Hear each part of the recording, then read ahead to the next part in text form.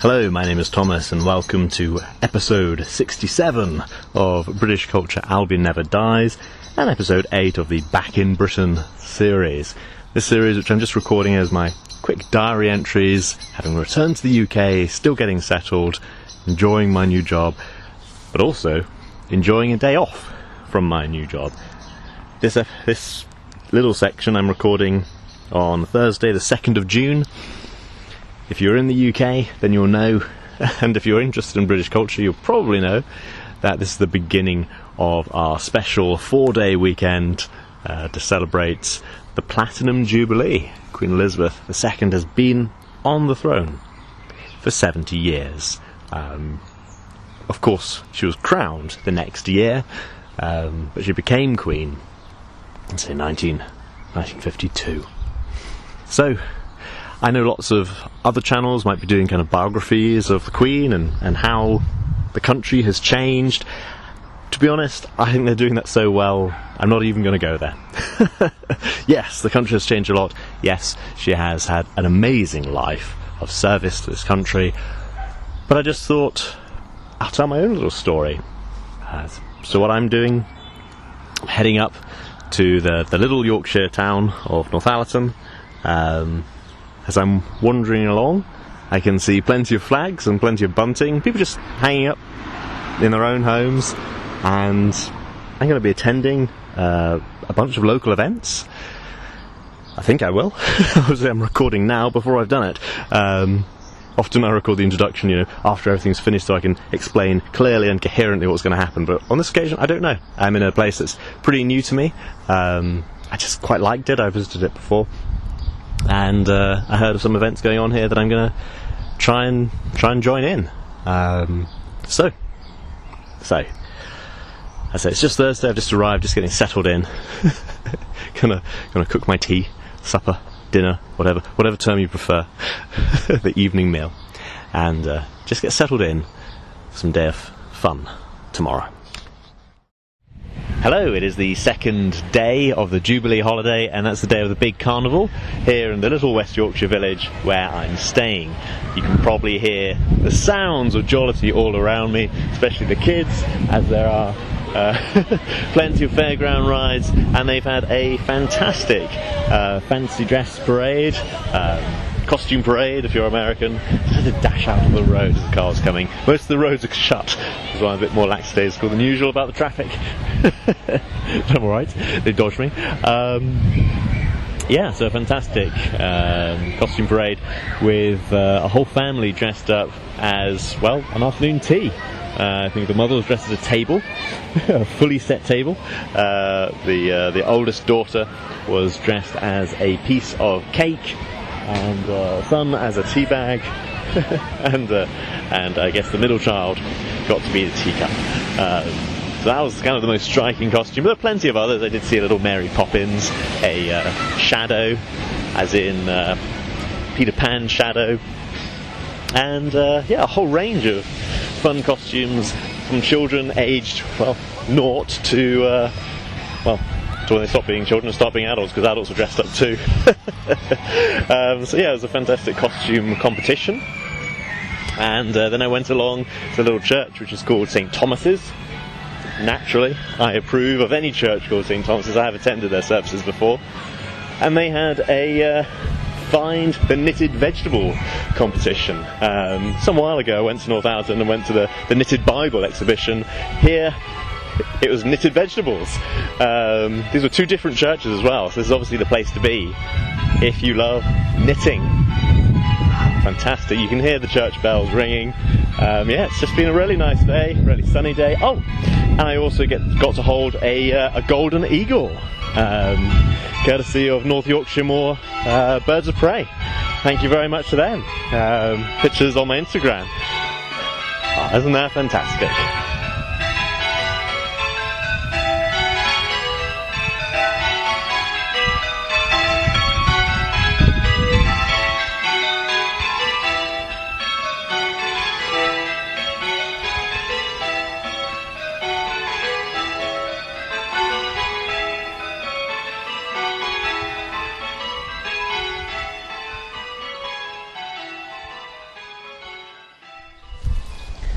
Okay, it is now the third day of the holiday, and well, I've just been relaxing, as I suppose most people should on a holiday. In fact, I've wandered out for a stroll. I've had some fish and chips, which was really, really nice, at a little pub, and yeah, the village is pretty quiet. They've had the excitement yesterday, and I think everyone is just relaxing after the jollity, and then watching all the shows on TV, the rolling news showing the big crowds in London.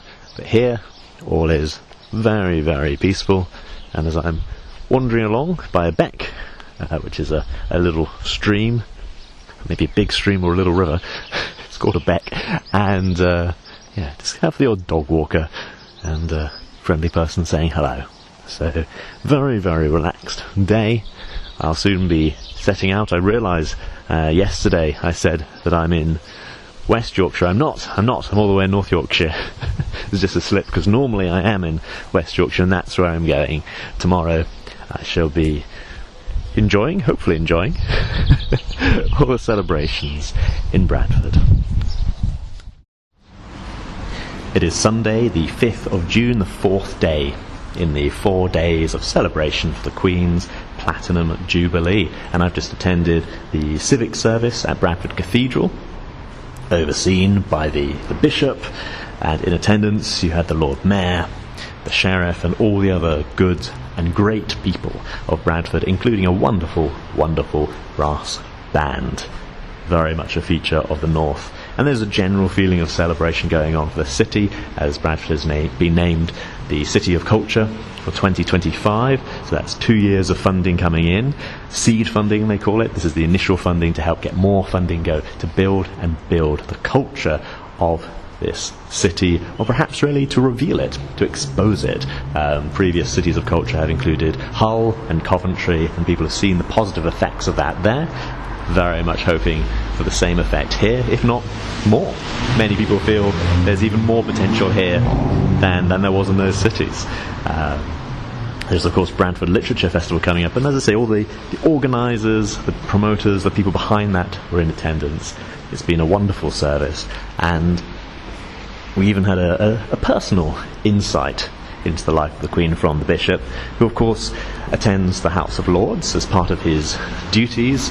He talked about the extraordinary opening of Parliament, the Queen's speech as she gives it. She reads out the government's policies, what they want to achieve, what they hope to achieve.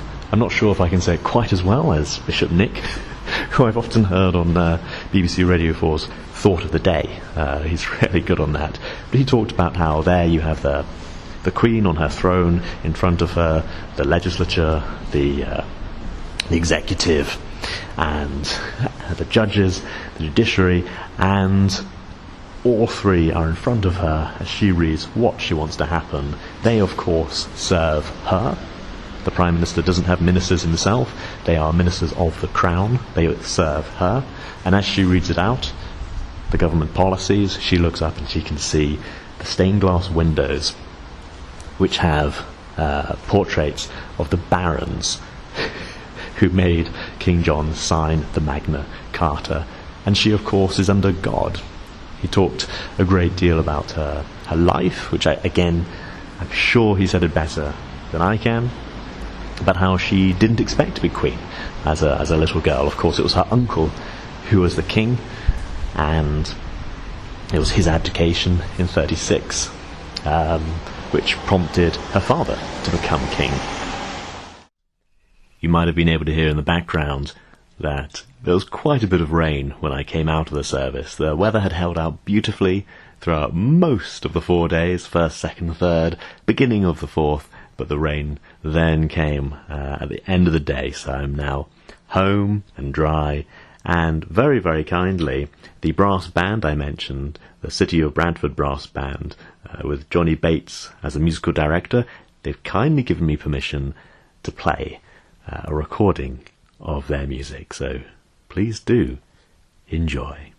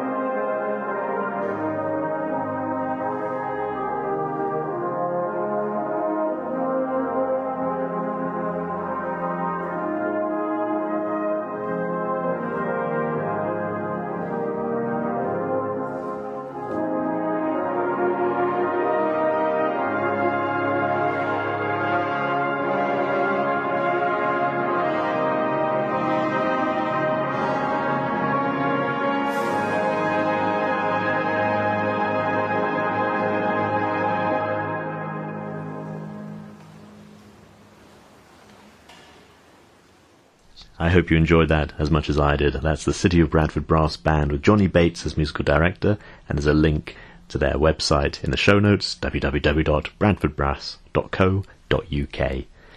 And we are doubly blessed. We had a wonderful, wonderful choir performing at Bradford Cathedral, and they too have given me permission to play a piece of their music. So this is from Bradford Cathedral. It's the Cathedral Chamber Choir, directed by Alexander Berry. And they will have the final word of this podcast. Thank you very much to them for letting me play this music, and thank you very much to you for downloading and listening. I hope you enjoy this episode of British Culture Albion Never Dies. Please do enjoy the Cathedral Chamber Choir.